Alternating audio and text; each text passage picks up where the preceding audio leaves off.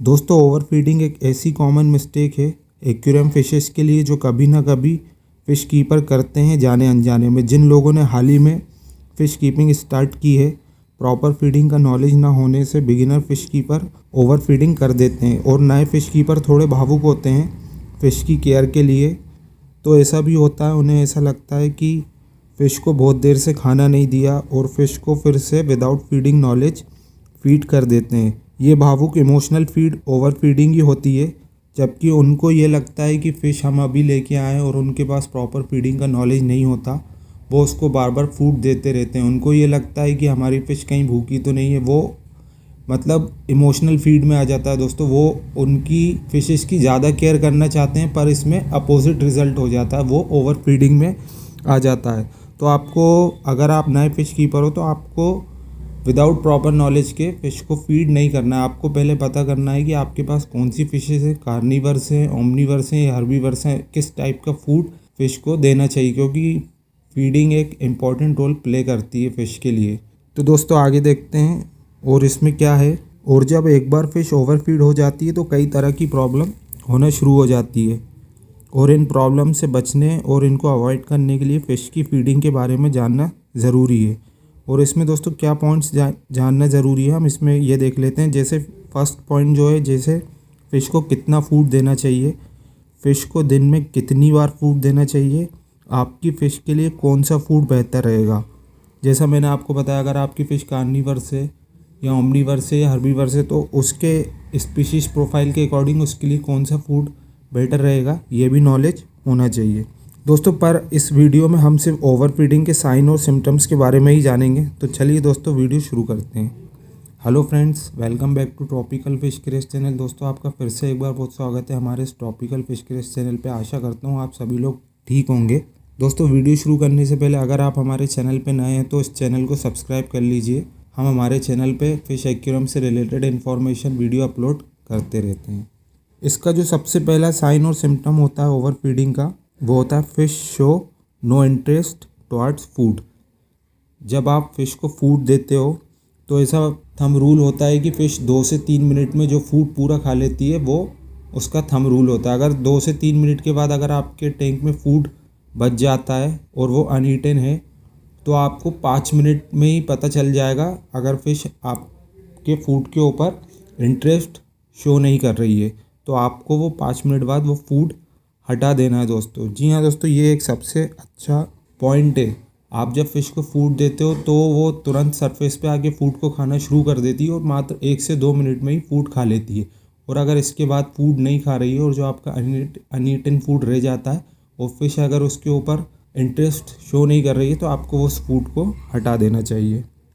और जो इसका दूसरा पॉइंट है दोस्तों ओवर फीडिंग का साइन और सिम्टम्स में, वो है aquarium water cloudy. Over feed करने से एक्वेरियम का वाटर बहुत जल्दी क्लाउडी हो जाता है। जब फ़िश फूड कुछ समय तक पानी में पड़ा रहता है तो वो ख़राब होने लगता है और वाटर क्लाउडी दिखना शुरू हो जाता है। और जो तीसरा इसका मेन पॉइंट है, वो है फंगस एंड मोल्ड। दोस्तों, फंगस एंड मोल्ड को हम इस तरह समझ सकते हैं, ये इतनी जल्दी तो नहीं होता है। ये जब आपका फूड पानी में 2 से 3 दिन पड़ा रहता है, या आपके जो पीलेट्स होते हैं या जो जिस टाइप का भी आप फूड फ़िश को देते हो टैंक में, तो ये 2 से 3 दिन बाद इसके ऊपर फंगस और मोल्ड आना शुरू होती है। पर आपको इतना टाइम नहीं देना है, आपको 5 मिनट में ही अनईटन फूड हटा देना है। और ये किस केस में ज़्यादा होता है, जैसे सिंकिंग पीलेट्स जो होते हैं दोस्तों, वो बॉटम में जाके बैठ जाते हैं, ग्रेवल के ऊपर बैठ जाते हैं, तो उसको तो हम हटा नहीं सकते। तो उसमें 2 से 3 दिन बाद फूड ख़राब होने लगता है। पर आपको पीलेट्स को अगर आपके सामने बच जाते हैं तो आपको 5 मिनट के बाद ही सरफेस पे से हटा देना है अनईटन फूड को, जिससे आपके अनईटन फूड में फंगस और मोल्ड नहीं आएगी। और फंगस और मोल्ड इस तरह होती है दोस्तों, जब आपका ग्रेवल और प्लांट्स पे और डेकोरेशन पे वाइट कॉटन ग्रोथ होने लगती है, तो आप समझ जाओ कि ये फंगस और मोल्ड ही है। और मैंने आपको इसको कैसे हटाना है, अगर आप फूड हटा दोगे अनईटन तो ये प्रॉब्लम आपको होगी भी नहीं। और इसका नेक्स्ट पॉइंट देख लेते हैं, रिड्यूस ऑक्सीजन लेवल। जब अनईटन फूड टैंक में रह जाता है तो उसके ऑर्गेनिक मैटर सड़ने लगते हैं, ख़राब होने लगते हैं, डिकेइंग प्रोसेस में आ जाते हैं। एक टैंक में प्रोसेस होती है ये सब जो मैंने आपको बताया। टैंक में अनईटन फूड रह जाता है और फिर वो डिके होने लगता है, और ये प्रोसेस टैंक में ऑक्सीजन का यूज़ करती है और कार्बन डाइऑक्साइड को टैंक में प्रोड्यूस करती है, जिसका मतलब टैंक में लेस डिज़ोल्व्ड ऑक्सीजन होता है फ़िश के लिए।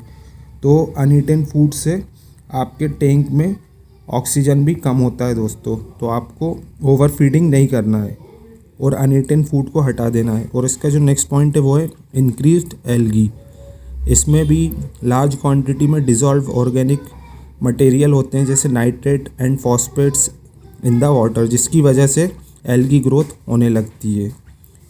और इसका जो फिफ्थ पॉइंट है वो है क्लॉग्ड फिल्टर। अनईटन फूड और वास्ट मटेरियल फ़िल्टर को पूरी तरह से क्लॉग्ड कर देता है, जिससे फ़िल्टर का फ्लो कम हो जाता है। तो आपने देखा भी होगा कुछ पीलेट्स अगर सरफेस पे रह जाते हैं और वो अनईटन हो जाते हैं, जब फिश उसको नहीं खाती है तो वो पीलेट्स जाके वो फ़िल्टर में जाके क्लॉग्ड हो जाते हैं। तो आपका फ़िल्टर भी क्लॉग्ड होने लगता है। और इसका जो नेक्स्ट पॉइंट है वो है डिजीज़ और इलनेस। दोस्तों इसमें अनईटन फूड और ओवर फीडिंग से जो प्रॉब्लम आती है, तो ओवर फीडिंग से अगर आप ऐसा देख लेते हैं कि ये जो सबसे जो कॉमन प्रॉब्लम इसमें आती है डिजीज़ और इलनेस में, वो आती है फिन रॉट। क्योंकि जब आपका फूड टैंक में रह जाता है तो बहुत ज़्यादा ऑर्गेनिक मटेरियल उसमें कॉटन फंगस लगने लगती है, मोल्ड आने लगता है, तो उसमें बैक्टीरियल ग्रोथ होती है उस ऑर्गेनिक प्रोसेस के अंदर, जिससे फ़िश को इन्फेक्शन होने का चांस बना रहता है। तो इससे सबसे पहले फिन रॉट आने की प्रॉब्लम होती है डिजीज़ में।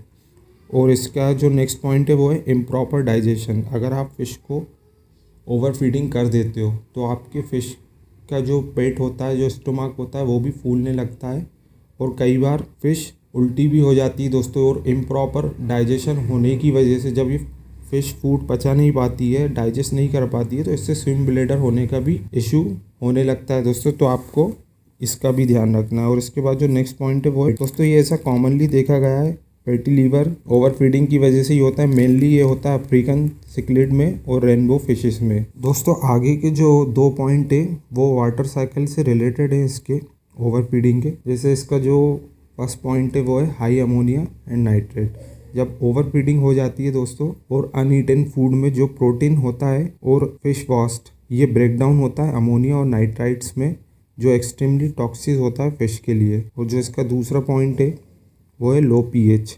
जैसा मैंने आपको बताया, जब ऑर्गेनिक मटेरियल का ब्रेक डाउन होता है तो ये एक प्रोसेस में आता है। ये प्रोसेस ऑक्सीजन लेवल को कम करने के साथ साथ आपके टैंक के पीएच को भी कम करती है। तो दोस्तों इतने सारे डिसएडवांटेज होते हैं ओवर फीडिंग के, और ओवर फीडिंग के तो होते ही होते हैं। अगर इससे ज़्यादा डिसएडवांटेज, तो जो फिश खाना खा लेती वो तो ठीक है, ओवर फीड उससे तो उसको इलनेस होना ही है, पर जो आप अनईटन फूड टैंक में छोड़ देते हो उससे भी बहुत सारी प्रॉब्लम आपने फेस करना है आपको टैंक के अंदर। तो दोस्तों इसलिए मैंने इस वीडियो में ओवर फीडिंग के साथ साथ अनईटन फूड को भी हटाने पे ज़्यादा फोर्स किया है, जिससे कि टैंक की वाटर साइकिल भी ख़राब ना हो, फिशेस हेल्दी रहें। दोस्तों अगर आपको ये वीडियो अच्छा लगा हो तो लाइक करना, और अगर आप हमारे चैनल पे नए हो तो चैनल को सब्सक्राइब भी कर लेना।